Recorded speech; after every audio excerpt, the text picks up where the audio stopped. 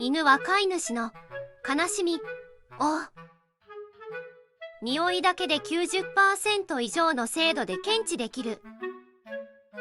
犬が飼い主の左目を先に見るのは、感情を読む際に右脳を優先使用するため。